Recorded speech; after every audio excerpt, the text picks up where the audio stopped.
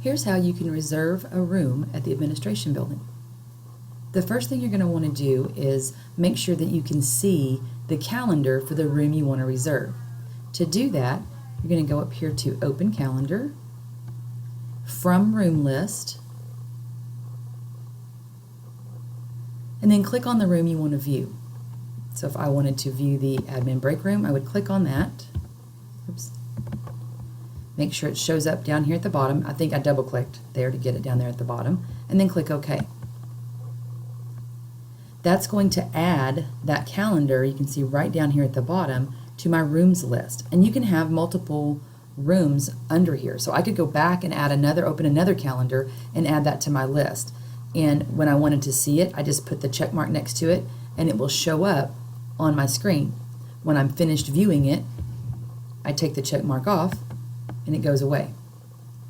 So I have the admin training room checked so that I can see the calendar right now. And if I scroll down and I look, there's nothing on the calendar for this particular week, which is the first week of May that I'm looking at. So if I want to reserve that room for a specific amount of time, I'm going to, on my calendar, click and drag the time frame that I need. So if I need the room from 9 to 10, I'm going to highlight that on my calendar. I'm going to right click and select New Meeting Request. Then from here, I don't have to worry about putting anything in the to box, but in the subject, I would want to type my name and the meeting that I'm having so that when I make that reservation to get approved, they know what's going on in the room. So I'd go ahead and put my name in here, even though it'll show up on the meeting request. This is just nice to have. I'll put my name and then I'll put monthly tech meeting. And then in the location, I'm going to click in that box and I'm going to move over here to rooms. That same box is going to pop up that we saw on the calendars, and I'm going to select admin training room, double click it to put it down here in the box, click OK, and when I do that it automatically populates the 2 for that room. If I need to put a note in here about anything,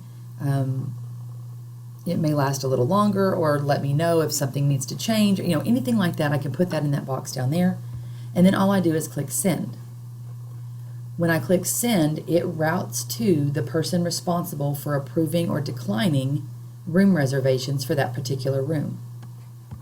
So I'm going to click send. So it shows up on my calendar, and then once it makes it to the mailbox for the approval, it will show up as tentative on the training room calendar.